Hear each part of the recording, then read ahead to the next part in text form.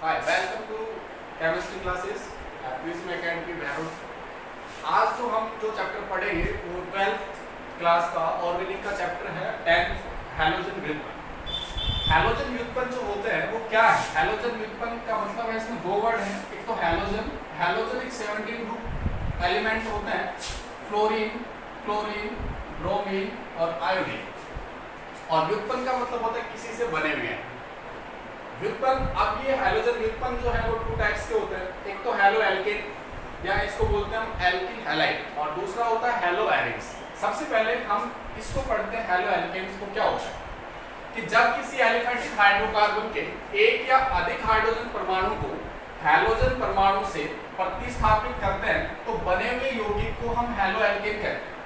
इनका जो सामान्य सूत्र होता है वो होता है CnH2n+1।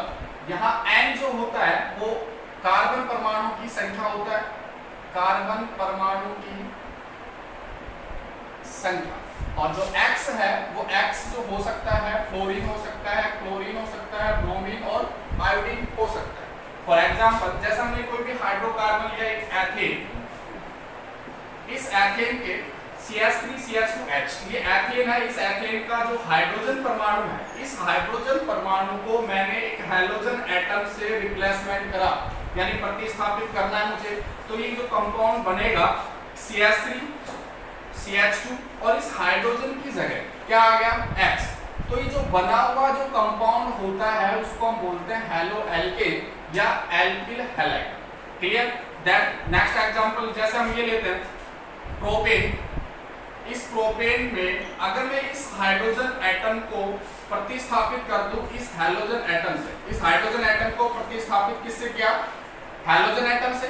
तो इस हाइड्रोजन की जगह जो कंपाउंड बनेगा उसमें क्या आ जाएगा X। ये X आपके क्या क्या हो सकते हैं? फ्लोरीन हो सकता है, क्लोरीन हो सकता है, ब्रोमीन हो सकता है, आयोडीन हो सकता है। तो ये जो कंपाउंड बना, इस कंपाउंड को हम बोलते हैं हैलो एल्केन या एल्किल हैलाइड। मैं फिर क्या हूं, एल्किल हैलाइड में आपको एलिफेटिक हाइड्रोकार्बन लेना है। नेक्स्ट जो आपके पास इसमें दो कैटेगरीज में था, एक दूसरा क्या है हैलो एरिन्स।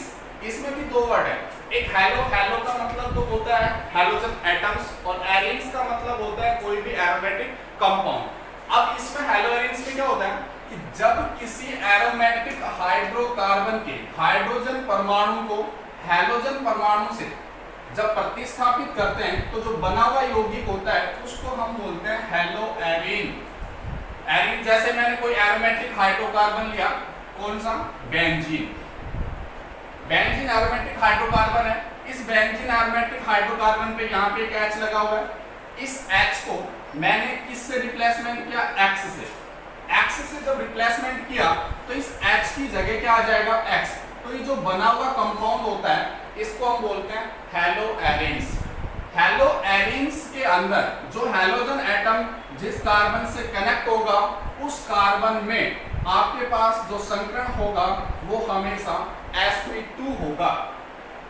बस डिफरेंस यही है कि हैलो एरिन्स और हैलो एल्केन्स में आपके पास एलिफेटिक हाइड्रोकार्बन में हाइड्रोकार्बन के हाइड्रोजन का रिप्लेसमेंट होता है हैलोजन परमाणु से, तो जो बना हुआ कंपाउंड होगा उसको तो हम बोलेंगे हैलो एल्केन्स। हैलो एरिन्स में आपको एरोमेटिक हाइड्रोकार्बन कंपाउंड लेना है और उसके हाइड्रोजन परमाणु का रिप्लेसमेंट करना है किससे? X से। तो जो कंपाउंड बनेगा उसको हम बोलेंगे हैलो एरिन्स। हैलो एरिन्स में जो हैलोजन एटम है वो sp2 संकरित कार्बन से जुड़ा हुआ होता है, जबकि एलिफेटिक कार्बन में जो हैलोजन एटम्स जुड़ा है वो sp3 संकरित कार्बन से जुड़ा हुआ है। नेक्स्ट, इतना तो ये इंट्रोडक्शन हुआ इस चैप्टर का। नेक्स्ट जो अपन पढ़ते हैं इसमें आगे नेक्स्ट जो टॉपिक होगा वो अपन पढ़ेंगे एल्किल हैलाइड का वर्गीकरण।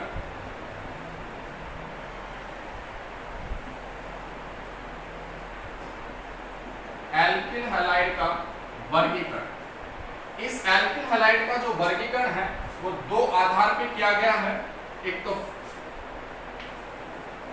हैलोजन परमाणु की संख्या के आधार पर, एक तो किसके आधार पे किया गया है?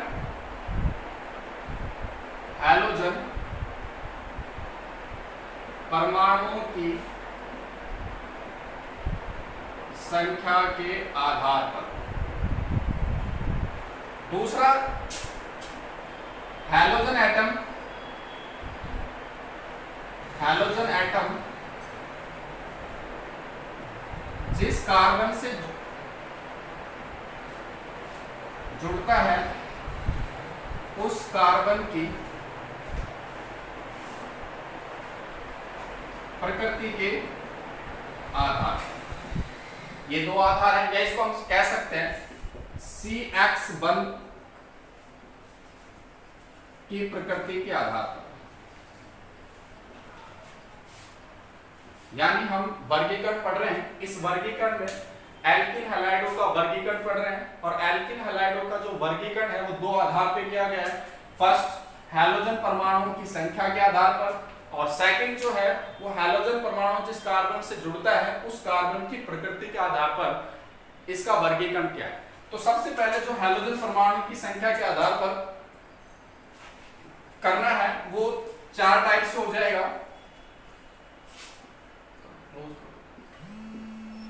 फर्स्ट, एल्किल हैलाइडों का वर्गीकरण 2 टाइप से होता है, हैलोजन परमाणु की संख्या के आधार पर, और दूसरा है CH बंध की प्रकृति के आधार पर।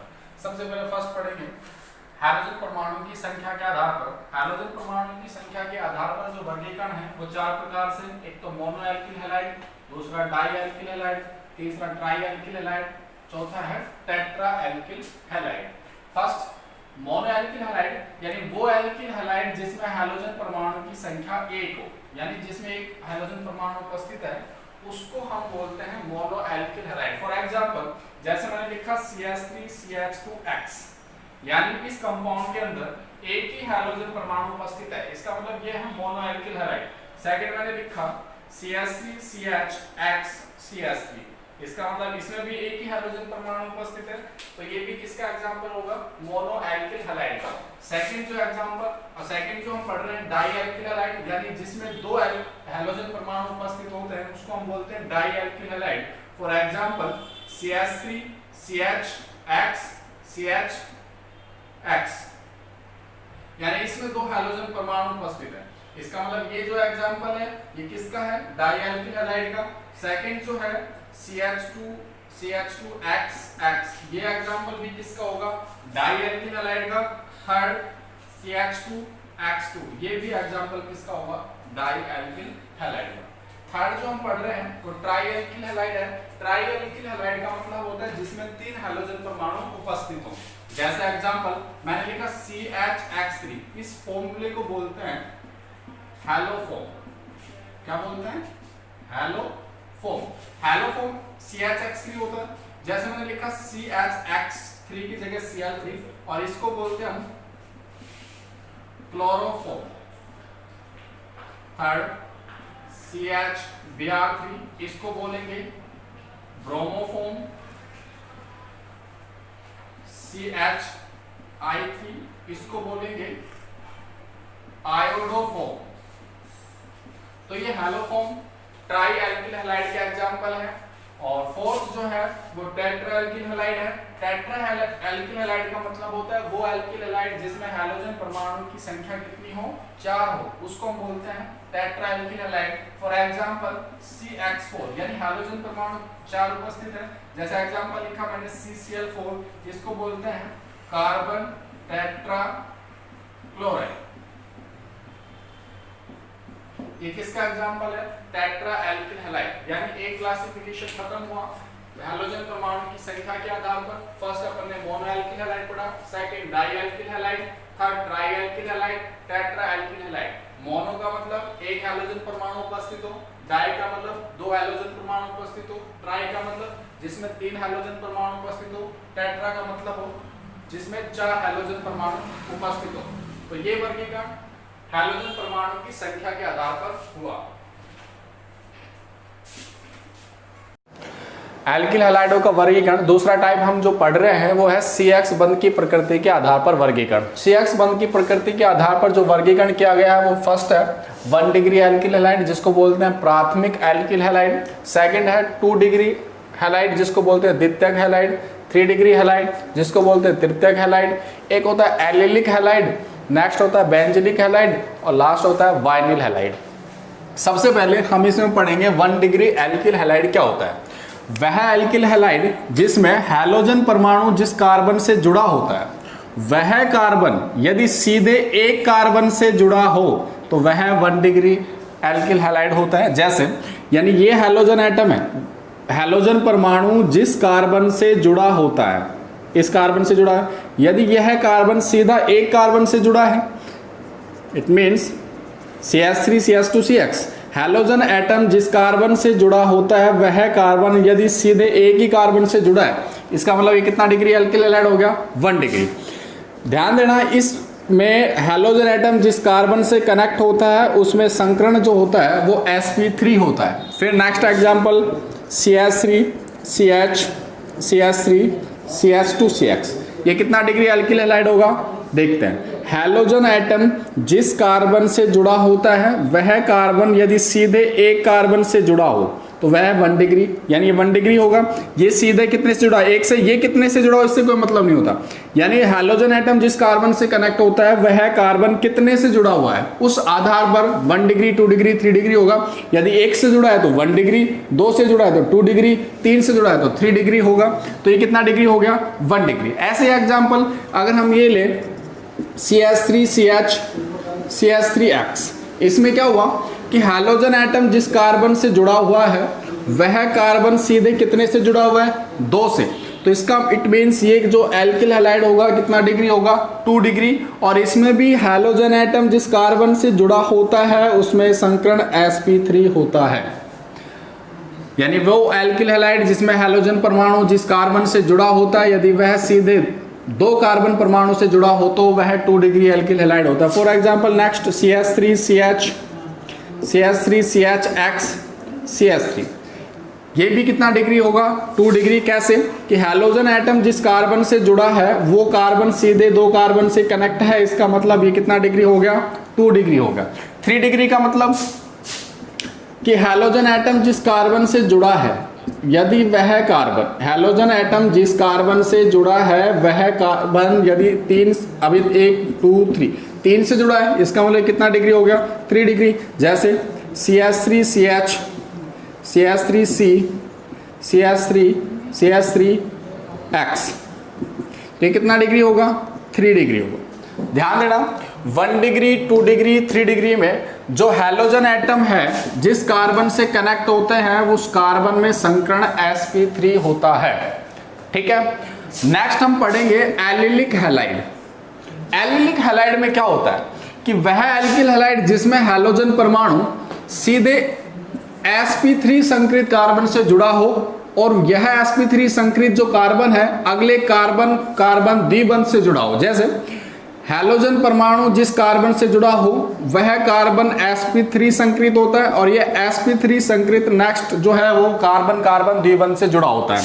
जैसे ये बना CH2 CH CH2, halogen atom जिस कार्बन से जुड़ा है sp3 संकृत, नेक्स्ट जो इस कार्बन में संकरण होगा sp2 होगा, नेक्स्ट इस कार्बन में जो संकरण होगा sp2 होगा।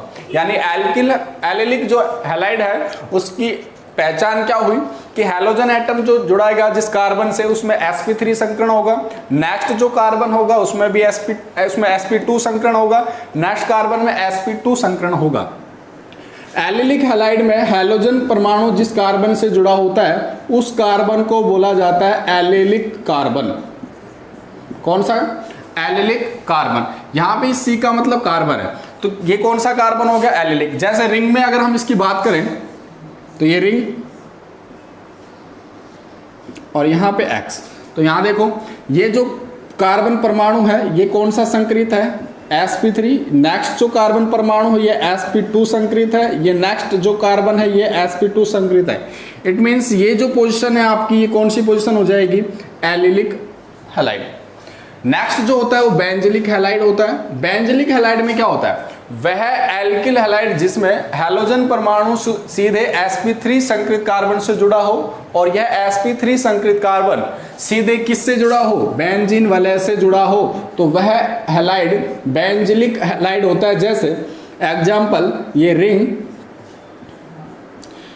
ये CH2X, हैलोजन एटम जिस कार्बन से जुड़ा है उस कार्बन में संकरण sp3 होता है, और ये sp3 संकरित जो कार्बन है सीधा रिंग से जुड़ा है। इसका मतलब ये हैलाइड जो होगा वो कौन सा हैलाइड होगा? Benzylic halide. इसको क्या बोलेंगे? Benzylic halide. नेक्स्ट जो है वो कौन सा है? Vinyl halide. तो वाइनिल हैलाइड को क्या बोलेंगे? वह एल्किल हैलाइड जिसमें हैलोजन परमाणु सीधे sp2 संकरित कार्बन से जुड़ा होगा, और यह कार्बन जो होगा sp2 संकरित कार्बन से जुड़ा होगा। इट मींस हैलोजन परमाणु जिस कार्बन से कनेक्ट होगा वह sp2 संकरित होगा, और नेक्स्ट जो कार्बन होगा वो भी sp2 संकरित होगा। ऐसी पोजीशन जो होती है उसको हम बोलते हैं वाइनिल हैलाइड। जैसे अगर हम इसको रिंग में लिखें, रिंग और ये X, यानी ये कार्बन sp2 संकरित है, ये कार्बन भी sp2 संकरित है।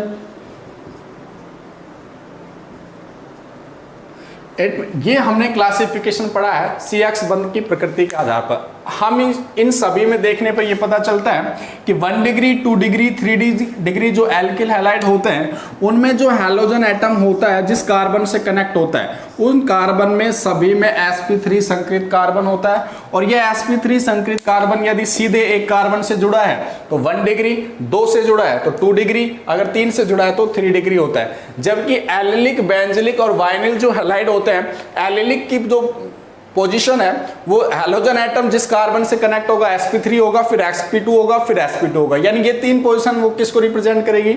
एलिलिक हैलाइड को। बेंजिलिक हैलाइड में हैलोजन एटम sp3 संकरित कार्बन से जुड़ेगा, और ये sp3 संकरित जो कार्बन है वो सीधा बेंजीन वलय से जुड़ेगा, इसको हम बोलते हैं बेंजिलिक हैलाइड। और वाइनिल हैलाइड में हैलोजन एटम सीधे किससे जुड़ता है? sp2 संकरित कार्बन से। इट मींस ये हुआ इन सभी में जो हैलोजन एटम होता है वो डायरेक्टली केवल और केवल वाइनिल हैलाइड में sp2 संकरित कार्बन से जुड़ता है, और सभी में sp3 संकरित कार्बन से जुड़ता है। ये आपका क्लासिफिकेशन खत्म।